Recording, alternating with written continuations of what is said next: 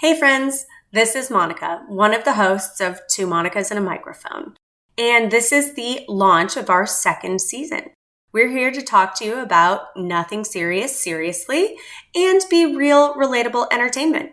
So the kickoff today is fairy tales and why they should scare you. Have you ever wondered what really happened to Sleeping Beauty before Disney made it a movie? Or if Snow White was a real person? I sure had no idea. But if you stay tuned, you'll find out.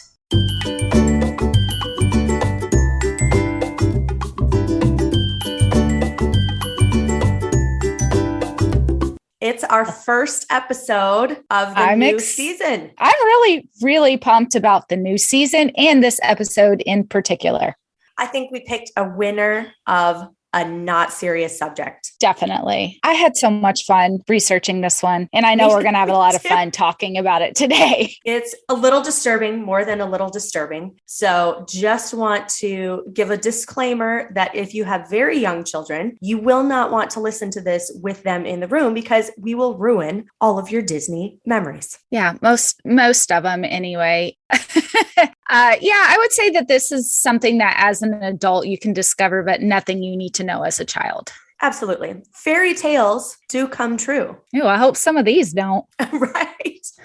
So today's episode, friends, if you're just joining us, this is Two Monicas and a Microphone. And we're here to talk about nothing seriously on a regular basis. So if you're new, we have a whole season 1 that you can enjoy. And if you're a returning friend, well, we appreciate you. And today's topic is fairy tales should scare you. Yeah, we're going to get into the origin of fairy tales. And once upon a time ago, people were creeps. They really were. It's your Victorians, Monica. I know it is my Victorians, although but the Victorians are creeps, as we know, but they were preceded by these other creeps. Oh boy. We all know fairy tales do come true. They can happen to you if you're young at heart, as Mr. Walt Disney coined. But do you know the origin of so many of your beloved fairy tales? I didn't. I knew a little bit, but I certainly didn't know how grim they could actually get. And that the Grimm brothers took their dark and twisty imaginations, adapted some of our most beloved fairy tales. In this episode, we're curious to explore the history and origin. Did you pick any out in particular that you just have to get into? Yes. I know Hansel and Gretel is kind of like fairy tale story, whatever, but no one really cares about them. Exactly. Sorry, I don't care about them at all. If anyone cared about them, Disney would have made a movie about it. Let's be honest. I totally agree. So we're going to go with the classics, the ones everyone knows: Cinderella, Snow White, Sleeping Beauty, and The Little Mermaid. And I'm going to add one to this: Beauty and the Beast. All right. That is probably my least favorite, but I'm curious to know more about it. What? Yeah, I know. Oh my gosh. Yeah. Oh my goodness. So Monica, what is your favorite fairy tale? It's so hard to say what my favorite fairy tale is because there's two ways I look at it. One, which one do I like to watch and have always loved watching would be Sleeping Beauty. The one that I have always loved reading, Cinderella. Okay. I don't think I've ever read any of them, but my favorite is by far Cinderella. I mean, I love shoes. Hello. I always say I am Cinderella because if you approach your day, like you get all your chores done, then you get to go to the ball at the end of the day. I always say it's a Cinderella day when I have a lot of chores and errands to run. I like that. And that's really cute. Cinderella is great. And I can't wait until we dive further into the character and villains and all of that later in this series, because Cinderella is just such a great story. It really is. And there's so many variations and ways that you can play off of it. So let's just dive in, because me knowing nothing about the origin of these fairy tales, I really did think that Disney was the gospel when it came to fairy tales. Well, actually, Monica, I'd like to back up just a bit here. Okay. Why is Cinderella your favorite? Do you know why? I mean, what about it makes it your favorite? I'd love to hear. Maybe someone out there listening to us would feel the same way, or maybe they might be like, no. Because I love shoes. I mean, that's really it. That's all. Oh, and that's she had so glass slippers. That's it. That's so cute. I love it. I totally love it. I love Sleeping Beauty because she's so beautiful. And I loved the fairies and Maleficent and all of that. That's why I always love Sleeping Beauty. I put Aurora on the list. I love the name Aurora as well. Yeah, I wanted to name Sienna Aurora. Ariel was it's a little too close to home. Oh my goodness. No, like, seriously, I was going Zach to wanted to name Brady Ariel. I was like, honey, do you know what the name Ariel is? He's like, what are you talking about? Yeah, It's no, a Disney I definitely princess. put both of those on the list, and Paul immediately, when we went through and he had to cross names off, he's like, it's gone. That's so because funny. I just wanted to be able to say, oh, Ariel. Oh, goodness. Boy, I'm so glad that Paul not marked that off the list then. Yeah, I would just be screaming that. All right. So I did think Disney was gospel, even though I knew that there was more to it because everyone knows the Grimm brothers. I actually found a copy of the Grimm fairy tales as I was unboxing books because, yes, I'm still moving, people. You know, you can go one of two ways. You either choose Grimm or you choose Disney, and I chose Disney. But I didn't realize that some of these fairy tales are based in the 2nd century and have over 500 variations. Oh, definitely. Just like, was there a great flood? How many different cultures talk about a great flood? How many different cultures have the same themes running through them? Right? We're just going to find that that is the case with all of these fairy tales. Let's dig into Cinderella because it is one of the oldest fairy tales on record. The original tale is from the 1st century BC. Wow. Right? Mon, do you want to pronounce this? Who, what? Rhodopis? Yeah, Rhodopis is the original ancient version of the Cinderella story, and it was first recorded in 1st century BCE by the Greek historian Strabo. It's considered to be the oldest Cinderella story.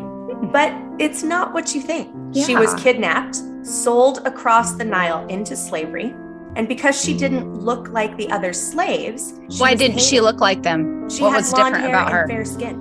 Blonde hair and fair skin. So Cinderella has had blonde hair and fair skin from day one. From day one. Wow. Mm-hmm. She was hated by the other slaves, but the master recognized her beauty and gave her a special gift of rose gold shoes. Ooh, nice, but I bet super uncomfortable. Eventually, she's like doing something in the Nile and a bird poops on the shoes. Oh, and then she has to wash them. That is scandalous. A bird is pooping on these really nice shoes. I mean, that is a horror story in and of itself. I would totally agree. There are other versions. Chinese and Greek versions of this classic tale go back to the 9th century and the 6th century. Wow. Very, very old. Now, this is truly a tale as old as time. I mean, they tried to sing that in Beauty and the Beast, but I feel like Cinderella is truly the tale as old as time I agree. story. I think they missed the mark with that They phrase. did. There are over 500 variations of Cinderella in Europe alone. Oh, it's like Europe vampires. Yeah, so the most well-known comes from Charles Perrault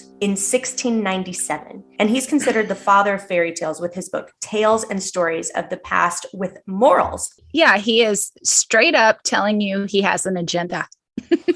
Yeah, and that is traditionally how people learned morals and values through stories. So today it's better known as the Tales of Mother Goose. Why we changed the name, I'm not sure, because I like the idea of tales and stories of the past with morals. Yeah, Mother Goose is one of the stories, I think, and somehow I was looking at that. But then I saw a guy dressed up as Mother Goose in the 1800s, and I was like, this is a rabbit hole I don't want to go down.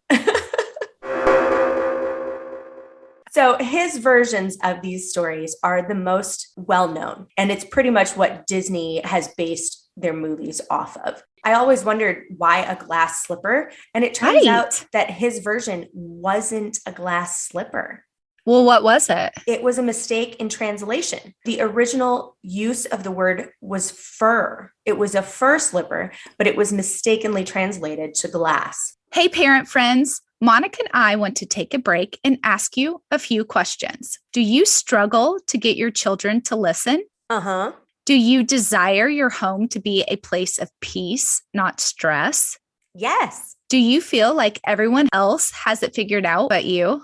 Who doesn't feel this way? I don't know, because I definitely feel this way at least once a week. But Monica, we're not here to talk about another episode. We're here to tell our friends about a great resource, Kristen Schmoke, Parent Coach. She does live online coaching for overwhelmed parents who are looking to create harmony in the home. I've read her reviews and she's incredible. Monica, you've used her before, right? I have. You and I have laughed together over the last 18 months about my struggles as a parent of 2 small kids. It felt like I had been underwater for a couple of years dealing with their emotions when Kristen came back into my life. I had no idea I was doing things backwards by trying to teach them to calm down in the middle of a meltdown. So the next time I became frustrated, I reached out to her. She's so calm and reassuring and really knows a lot about communication and kids, thanks to her training as an early education teacher and as a mom of 4 herself. During our session, she helped me understand the behavior I found frustrating was probably just a reaction to all the change we had in 2021. I took her advice, took a deep breath, and didn't focus on the behavior, and our issue is improving.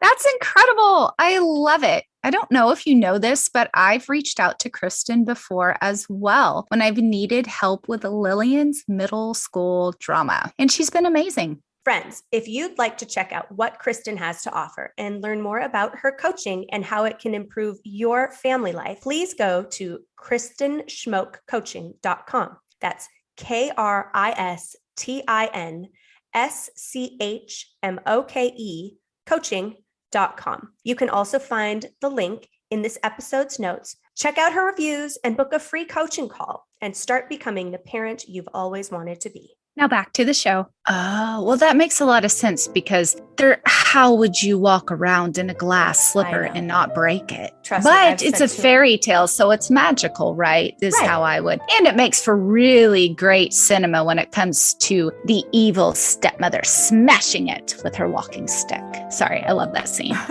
That's a little bit on Charles Perrault and Cinderella. Now we move into the Grimm brothers. They adapted it in 1812. We're not going to dig too deeply into them and their version of it because there's a whole other episode. Okay. So I tend to think of the Grimm brothers as the original Tim Burton, ruining and deadening all the best things. It's true. It's so true. You know what? I did not read that in the notes earlier, so I'm glad I'm surprised by you. I was like, I saw the word Tim Burton. I was like, what is she even going to say here? Definitely. I would agree with you on that, but come on, their last name is Grimm. So fitting. But I think that they get a little bit of a bad rap that they don't completely deserve, but I'll go into that later too. Okay. So now let's talk about movie adaptations. There are 73 adaptations globally, including TV, cartoons, and movies. And the first one is dated 1899 and it's 6 minutes long. I thought that was really cool. Oh my gosh, I would love to see that. The most famous is Hello, Disney in 1950. And then there's one that I would love to watch. It's called The Glass Slipper. It's from 1955. It's 93 minutes long, and it's a tomboyish outcast Cinderella and the Duke's charming son Charles fall in love in this comedic rendition of the classic fairy tale. Oh, cute. So, Monica, that's my short little list. I know you have a favorite or two. Well, my favorite is Ever After. Obviously, I love the original Cinderella Disney cartoon. Absolutely. But then Ever After is just such a beautiful story. And if you want to hear me gush about it for at least 5 minutes straight, then you can hop on back to the Drew Barrymore episode. Yeah, I will spare everybody that right now. I watched the modern adaptation what Disney's doing right now called the live action version. I was like, I loved it. Oh, really? Oh. No, I loved it. I thought it was great. I don't know. I thought it was really true to the original Disney. So for me, it didn't add anything. Like you weren't really thrilled with the newest one that came out, which is kind of like a more musical version. But I really enjoyed it. The one that came out on Amazon. I think I'm picky about adaptations of Cinderella. I think that I have my two that I love, and then I love the overall story. Well, I enjoyed it. I loved the dressing up. I loved the costumes. I loved the dancing because we know I love musicals. Let's move on back to the Grimm brothers. You say here that they ruin and deaden everything, and I would agree that they do a lot of that. Do you have an example where they did that in Cinderella versus the Perrault story? Yes, because the sisters want to fit into the shoes. They are so desperate to get the prince as a husband, cut their toes off so that they can fit into the glass slipper. Yes, the first sister cuts off her big toe. I will never forget reading that. Then the second, and then the blood runs and drips and some sort of bird. Why a bird would need to notify the prince, I have no idea. Like, he couldn't see this. Anyway, so the bird shows him that. Then the next one, which is even grosser to me, she cuts off a slice of her heel to fit in it. So that's pretty gross. Okay. When Brady was little, I bought all of this. And honestly, his favorite was Sleeping Beauty. But it's really cool from a cinematic standpoint, actually. Yes. For a little kiddo. And I mean, like when he was 2, he just enjoyed watching it. Okay. Well, that's a perfect transition because Sleeping Beauty is next on deck. Is she the darkest of them all? I don't know. I think people want her to be, but I don't know if that's the truth. How long has it been since you watched it? I don't know, a year or 2. Okay. It is a dark and twisty story. That the scene where the prince is trying to get to the castle. I love that all scene. All of the vines and the trees. I mean, when Sienna wanted to watch it every single day for like 6 months, the first time I watched it after many, many years, I was like, oh my gosh, this is really dark. It is really dark. Probably why I like it. Yeah, okay. Makes a lot of sense now. There is a really gruesome, if you will, origin story to this. But it's not Grimm's version, believe it or not. They are not the ones who messed up Sleeping Beauty. Sleeping Beauty was first published in 1528. That's where I'm going with this. I am sure you could take it all the way back. But the version that we know today came out of one called Perseforest, which is, I think, some sort of Old English that I'm saying wrong. Okay, but anyway. Yeah, you probably are. Yeah, so it was published in 1528. In this version, the princess falls in love with a man, not a prince, before she dies or goes into the coma. Okay, so she's already in love with him. He finds her and he impregnates her while she is asleep. So, little bit of consent happening there, or lack of. Right. So I'm like, okay, I'm not a fan of that. I'm like, ugh. Anyway, she wakes up. She's apparently very happy about this because... Yeah, I'm so thrilled. But honestly, listen, this is the crazy part. You know that getting pricked by the needle. We all know that. Okay. So, but in these older versions, it's actually that she will get a splinter of flax. So what happens is the splinter of flax causes her to go in this coma. And what actually wakes her up is not her lover. It is her child suckling her finger and pulling out that flaxseed. I think that might be part of why she's happy about it. Okay. Yeah. Not that it happened, but that in the end, that is what caused her to wake up. I'm guessing also, who the heck knows what these people were thinking when they wrote these things. And I will tell you this, a very prominent writer wrote something more disgusting in modern time. So I'm not going to judge these people. Okay. Definitely a lack of consent there. The next adaptation was published in 1634. And this is where it takes the dark turn that a lot of those articles came up about. It was a version by, I'm not going to say his name correctly. It is Italian, Giambattista Basile. He's an Italian poet and a fairy tale collector. So he preceded the Grimm brothers, but probably around the same time as Perrault. But he's Italian. Okay. So he changes it from, one, the princess never falls in love with any sort of prince. She's just put into this coma. We don't need to get into why. But the flaxseed is still part of it. Mm-hmm. So she goes into this coma. And then a king happens upon her comatose body and sleeps with her. Story is all sorts of, wrong. Right. Why are you adapting it into this even worse version of what has already happened? Like the story before, she gives birth to twins in her sleep. They suckle at her finger and pull out the flaxseed. So the king eventually returns, probably 2-3 years later. Oh, hey, I have a family. But you know what? Sleeping Beauty is very happy to see him, probably because she's been stuck at home with these freaking twins with no other human being around. So yeah, I'm sure she does bond with him because she is messed in the head. Right. For sure, right? So she wakes up, doesn't know what has happened. And then this man comes around and is like, oh yeah, I did that, by the way. And she's like, oh, let's be friends. And I'm so happy that you're here. Right. So he says, I have all these feelings for you. I want to take you back to my kingdom. Stay put, though. I'm going to have to work some things out back home. I'll be back to get you. But don't worry, it gets worse. Like, that's not the worst part. I personally think it's all equally worse, but there's more to the story that is gruesome and weird. Oh my God, right. I can't. The king goes back and, well, he's married. He has a queen. Well, she learns of the children and she reaches out and tricks Sleeping Beauty into sending the twins alone to the palace. Once she does this, once they're there, the queen takes the twins, gives them to the cook, tells the cook to murder and cook them because she wants to feed them unbeknownst to her husband. That is some sick and twisted revenge is a dish best served cold. Oh my God. Right? Disgusting. So as I'm reading, I think to myself, this is so twisted. And then I was skipping through. We have a lot to read. Sometimes I skip paragraphs. I had to skip back because I was like, oh no, she succeeded. And part of the story is the king eating his kids, but it was not. Whew. I was disturbed. I mean, this is already disturbing, but I was like, ew, no, I don't want to know about that. No. What happens is the cook is a human with humanity. And so, of course, she does not kill and serve the children to the king. Instead, she serves lamb.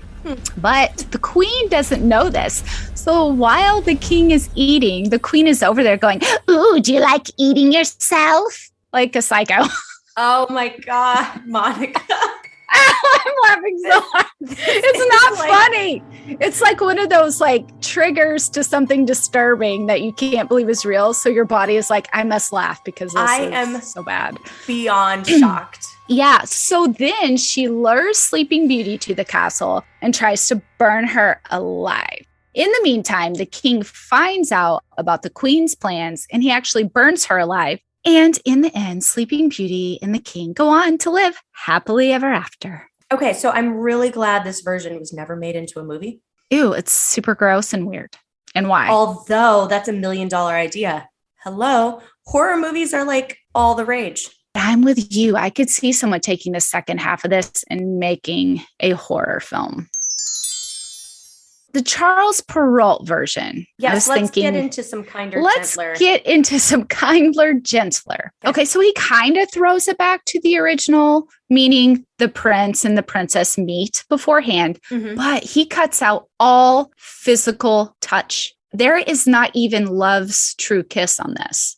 Oh. Yeah. So how did Sleeping Beauty wake up then? I was like, well, doesn't there have to be a kiss? No, it was just his adoration of her and made him fall on his knees, and that woke her up. Oh. Yeah, so it's super sweet. Now, in the Charles Perrault version, there is the story of the kids, and an evil ogre queen does try to cook one of them.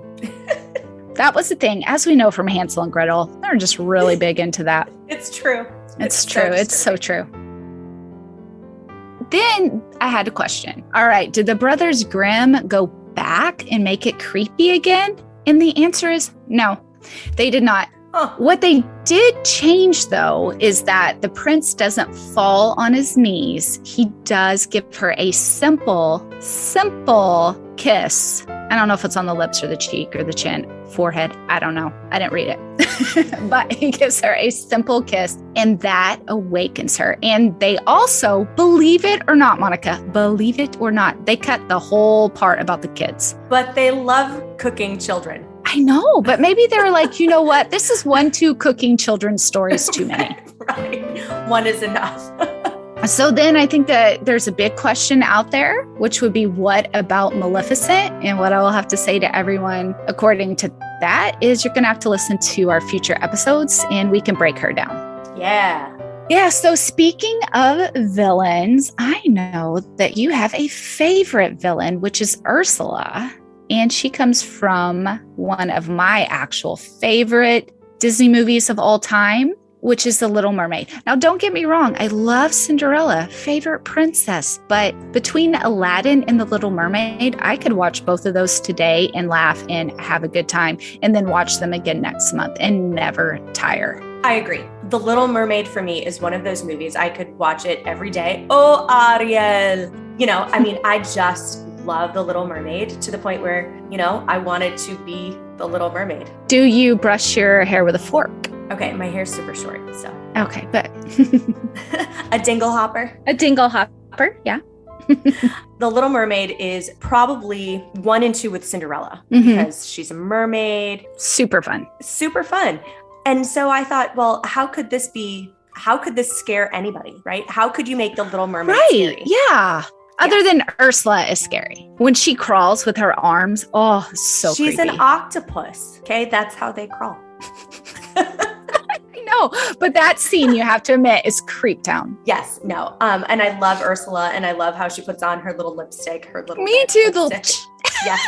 Yeah, we'll definitely get into Ursula in future episodes. She's great. So this adaptation can be attributed to Hans Christian Andersen, 1837. Ooh, that is the start of the Victorian era. And the Hans Christian Andersen Empire, because I thought we would have mentioned him a lot sooner. Yeah, definitely. But the Little Mermaid, I watched it in the theater. I used to play a mermaid at a swimming pool. And my 11-year-old cousin and I thought the lifeguards were looking at us, but we were like 10 and 11. Right. They were not. But I was curious, okay, so what's with the Little Mermaid? How is this going to scare me? The Little Mermaid visits Ursula the Sea Witch, and she strikes a deal. Nothing new there, right? Right. She wants to swap her beautiful voice and tongue for legs. Ew, I just thought the word physical tongue. Ew, sorry, everyone. Yeah, no. So she will only survive if she wins over the prince's affections. In the Hans Christian Andersen version, she doesn't get the man of her dreams as he marries someone else. Okay, so that's a little bit like the Disney version there at the end. And if you didn't have the seagull squawking, then that could have happened. Right. So this poor, heartbroken, tongueless girl is offered... Does she literally not have a tongue? I mean, I don't know, Monica. They didn't make a movie about it. The heartbroken girl is offered an ultimatum by the Sea Witch. Okay, so how much worse can it get, right? She's already given away her tongue and her voice. Absolutely. She needs to murder the prince to live. Oh, goodness. That's awful. In the Hans Christian Andersen story, the sisters basically sell her out. Oh, yeah. Those sisters, they do that in a lot of these fairy tales. Yes. And the sisters are corrupt also because they lure sailors to their death into the water. Oh, so they're sirens, basically. The exact opposite of what a mermaid is, right? So the mermaids in sailor lore, they're a good sign. Oh, okay. I didn't know that. But in The Little Mermaid, they're all evil and they're murderers. So the book reveals that the prince is no prince at all. And so is he Aladdin? Is he a street rat? The prince is no prince at all. So here we have the Little Mermaid who has sold her voice and tongue. We have her sisters who are murderers. And we have Ursula, obviously, who is the mob. So how could the prince be bad? Well, so basically he likes to enjoy being entertained by female slaves at the palace. Gross. And he describes his love for the Little Mermaid as he would love a little child. I don't know if that's I don't even know how to interpret that. You don't want to Google interpreting that because right. But it could be, as you would love a little child, as a normal human would, right? Right. So he had no affection for her. That's that kind of affection. That's how I would think. I am going to interpret it that way because the other way is just really gross. Yeah, and I've never heard that. So let's not interpret it that way. My favorite passage. If human beings are not drowned, asked the Little Mermaid, can they live forever? Do they never die as we do here in the sea? Yes, replied the old lady. They must also die, and their term of life is even shorter than ours. That's The Little Mermaid. You've got murder. You said murder, suicide. So who suicided themselves? Yeah, no. So The Little Mermaid is supposed to kill the prince and then kill herself. Oh, what? That's not much of a bargain. No. Like working with the government or something. That is just, yes. The only sure things in life, death and taxes. Exactly. Well, I definitely love the Disney version. I think, again, it's so humorous. Disney does a good job of putting humor into their little stories. Do you remember? Okay, so this is going back to college. Do you remember when the scandal over the clouds broke out and seeing the male genitalia in the clouds of The Little Mermaid? That, yes. And the priest has a boner at the end. And you can only see these on the VHS versions. They are not in the CD versions. No, they're not. And we had a VHS version at the Kai Mega House. Absolutely. Yes. We rewound and looked. And sure enough, you cannot explain to me what was going on with that priest. No, it is so bizarre. Same thing with the cloud. I'm like, who caught why? That? Yeah, right. Exactly. They didn't think anyone was going to catch it when they released it. But once you start having things on VHS that you can rewind and watch so many times, you're going to see things. I don't know if they do stuff like that anymore, but there's a couple more in The Little Mermaid, and I don't remember what they were, but I do remember watching. And scandalous. Me like, are you kidding me? Why? I'm sure that Disney tried to say it wasn't anything, but it's weird because it's not there anymore. You know, they actually did that in Lilo and Stitch, I think, originally in the one that was released at the theaters. She was hiding in a dryer, but in the released versions onto VHS and video, she's just hiding in a cabinet. Okay, that is disturbing. Yeah, so they didn't want children to play in dryers. They probably just didn't think about it, or did they? Because that is people designing this movie, these movies obviously don't have children. I wonder sometimes. Yeah, so I'm sure that we could get into a whole other episode about Disney movie conspiracy theories because there's so many out there. I will tell you, I have come across that is so many. Genius episode idea. Well, I'm going to write it down right now. Yeah. All right, so that's all I've got on The Little Mermaid. Unfortunately, it is not the happy Disney version. The origin has a very dark and twisty, murdery past, which is why I love it so much, even more. Right. We hope you enjoyed this first installment of the second season of Two Monica's podcast and our series on fairy tales. Today's credits for music go to Kevin MacLeod, Day of Chaos, Sovereign, Goldberg Variation, 988, and Terence Hill. We also have some classical music provided by Sonata No. 8, Pathetic, and Waltz in A minor. If you want to follow us, please go to Two Monica's podcast on Instagram. That's with the number 2.